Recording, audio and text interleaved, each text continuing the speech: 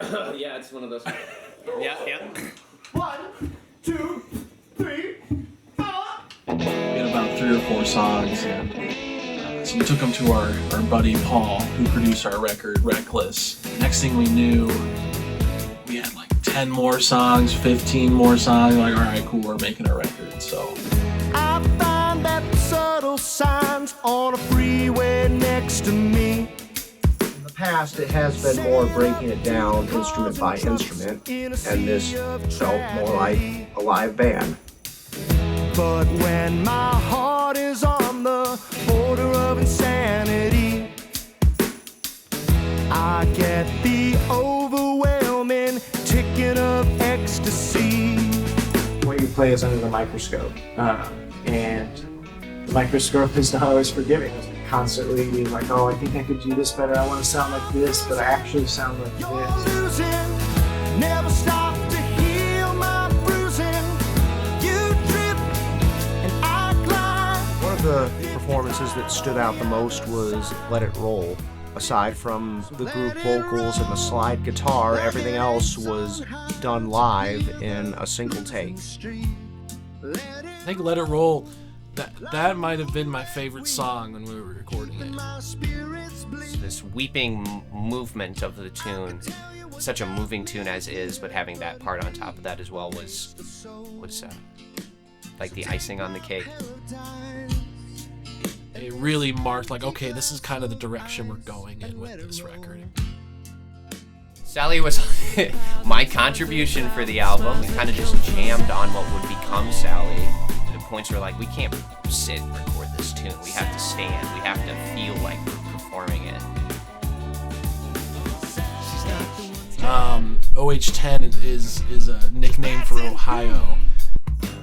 My parents told me that one time, or made me remember that one time. They were like, oh, I'm gonna make that a song.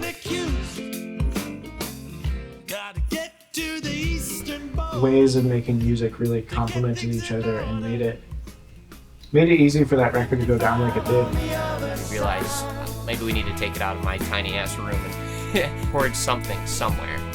So then we moved on over to Fran's basement and tracked an exceptionally great album. My pedal is pushing hard when a red light flickers past.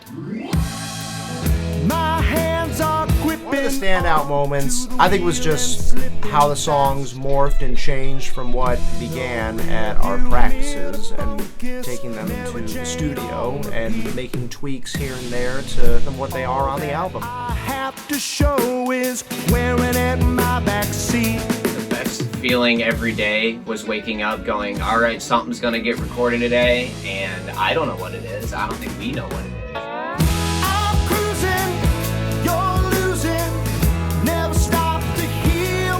Bruising, you drip and I glide. 55 on the other side.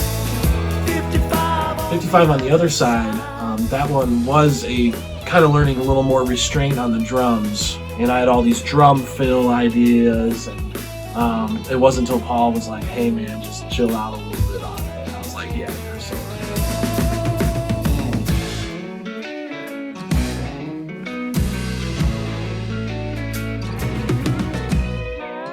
I had only met the guys a couple times before that, so really a fast-paced, get-to-know-you process.